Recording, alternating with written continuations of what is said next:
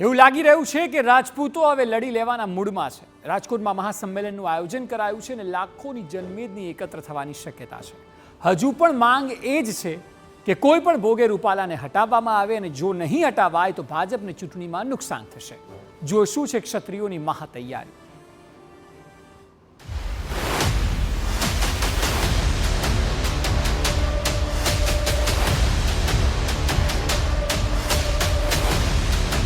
ક્ષત્રિયોનું મહાસંમેલન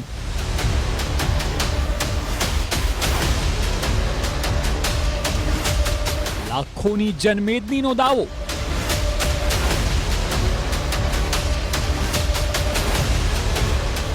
2200થી વધુ બસ,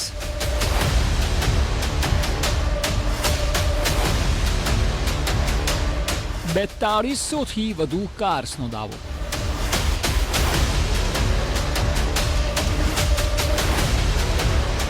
ક્ષત્રિયો તરફથી રવિવારે સાંજે રાજકોટના રતનપર ગામમાં મહાસંમેલન રાખવામાં આવ્યું છે। આ મહાસંમેલનને લઈને તૈયારીઓને પણ આખરી ઓપ આપવામાં આવ્યો છે। છેલ્લા ઘણા દિવસોથી આ કાર્યક્રમની તૈયારી સમાજ દ્વારા કરવામાં આવી હતી અને હવે તૈયારીઓ પૂર્ણતાને આરે જોવા મળી રહી છે। આ મેદાનમાં લાખો લોકો આવી શકે છે। સંકલન સમિતિ દ્વારા દાવો કરાયો છે કે રવિવારે ન માત્ર રાજ્યભરમાંથી પરંતુ રાજ્ય બહારથી પણ ક્ષત્રિય સમાજના અનેક લોકો આવવાના છે અને આ દાવા મુજબ લોકોનો ધસારો એટલો હશે કે અહીં મેદાન પર લાખોની જનમેદની જોવા મળશે। ત્યારે પૂરજોશમાં તૈયારી ચાલી રહી છે। ગુજરાત અને ગુજરાત બહારથી લાખોની સંખ્યામાં ક્ષત્રિય ભાઈઓ અને ક્ષત્રિય સાથે જોડાયેલા બધા જ વર્ગ એમાં હાજરી આપવાના છે। કાઠી સમાજના અગ્રગણ્યો, કાઠી સમાજના સ્ટેટો, ક્ષત્રિય સમાજના સ્ટેટો અને બધા જ સામાજિક સંગઠનના આગેવાનો, કાર્યકરો અને આમ સમુદાય બધા આવવાના છે। શું માંગ કરવામાં આવશે? આ આંદોલનનો જે આ મહાસભા છે તેનો હેતુ શું રહેશે? હેતુ તો ઘણા દિવસોથી આ ચાલી રહ્યું છે, બધાને ખ્યાલ જ છે કે જે કાંઈ રાજકોટનો વિવાદ છે એ ટિકિટની માંગણી મુખ્ય હેતુ તો એ જ છે। એક તરફ રૂપાલા પ્રચાર કરી રહ્યા છે। જો કે રૂપાલા ભલે પ્રચાર કરી રહ્યા હોય પરંતુ લાગે છે કે ક્ષત્રિય સમાજ આ વખતે મક્કમ છે અને એટલે જ આયોજકો દ્વારા લાખો લોકો એકત્ર કરવાનો દાવો કરાયો છે અને જે જગ્યાએ સંમેલન છે ત્યાં છેલ્લી ઘડીની તૈયારીઓ પણ જોવા મળી રહી છે। જે રતનપર ખાતે જે મહાસંમેલન યોજાવાનું છે તે આ જ સ્થળ છે, ત્યાં મહાસંમેલન યોજાશે। ક્ષત્રિય સમાજની જે સંકલન સમિતિ છે તેમના દ્વારા તમામ પ્રકારની તૈયારીઓ છે તેને આખરી ઓપ આપવામાં આવ્યો છે। સંકલન સમિતિ દ્વારા દાવો કરવામાં આવ્યો છે કે આવતીકાલના જે મહાસંમેલન છે તેમાં સૌરાષ્ટ્રભરમાંથી ક્ષત્રિય સમાજના આગેવાનો, ક્ષત્રિય સમાજના મોભીઓ અને ક્ષત્રિય સમાજના સામાજિક આગેવાનોની સાથે સાથે લોકો મોટી સંખ્યામાં ઉપસ્થિત રહેશે અને તેને લઈને તમામ પ્રકારની તૈયારીઓ છે તે અત્યારે કરવામાં આવી રહી છે।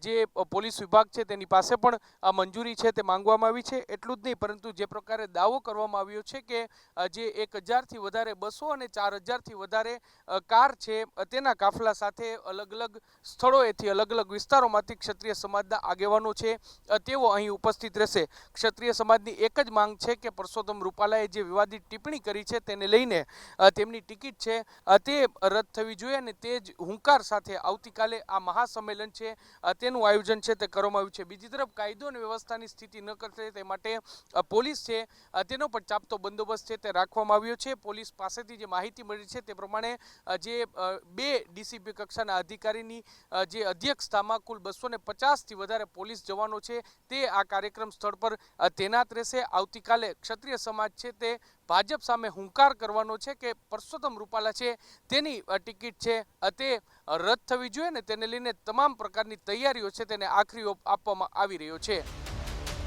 આપે જોયું તેમ રતનપર મંદિર સામેના મેદાનમાં 2 લાખથી વધુ લોકો બેસી શકે તે પ્રકારની વ્યવસ્થા છે। આ સંમેલનમાં જો માત્ર સૌરાષ્ટ્રની જ વાત કરવામાં આવે તો રાજકોટ ઉપરાંત સુરેન્દ્રનગર, ભાવનગર, જામનગર અને મોરબી સહિતના જિલ્લાઓમાંથી કાર અને બસોમાં ક્ષત્રિય સમાજના યુવાનો, મહિલાઓ, વડીલો મોટી સંખ્યામાં ઉપસ્થિત રહેવાનું આયોજન છે।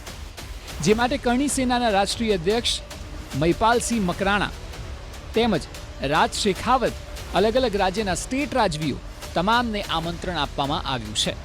બીજી તરફ રાજપૂતોનો રોષ રાજ્યભરમાં યથાવત છે.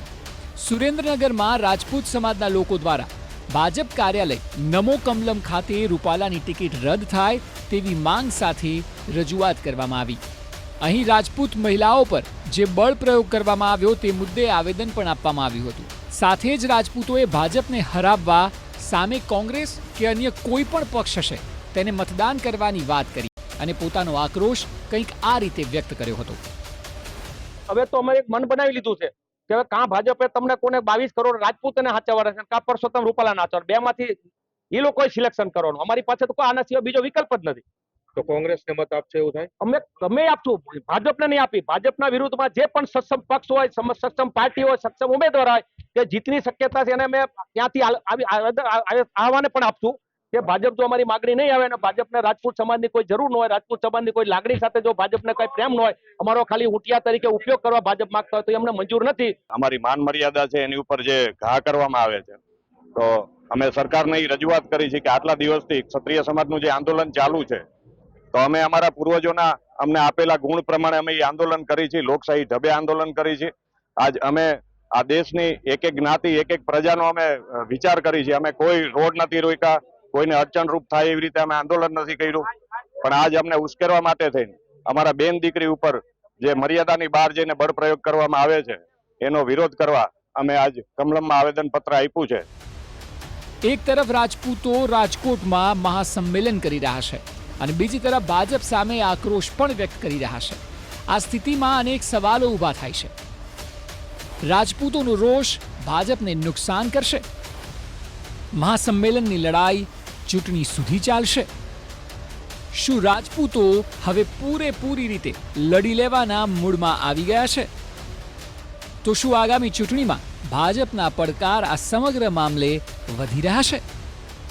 આ તમામ સવાલ થવા સ્વાભાવિક છે, કારણ કે સામાન્ય બાબતથી શરૂ થયેલ વાત સામાજિક આંદોલન તરફ પહોંચી અને હવે ઉગ્ર આંદોલન તરફ જઈ રહી છે. અહીંથી રાજપૂતો પાછા વળશે તેવો અભિગમ બિલકુલ નથી દેખાઈ રહ્યો. જોવું રહ્યું કે આગામી દિવસોમાં આ આંદોલનને લઈને શું સ્થિતિ જોવા મળે છે. રાજકોટથી મોહિત ભટ્ટ સાથે બ્યુરો રિપોર્ટ TV9.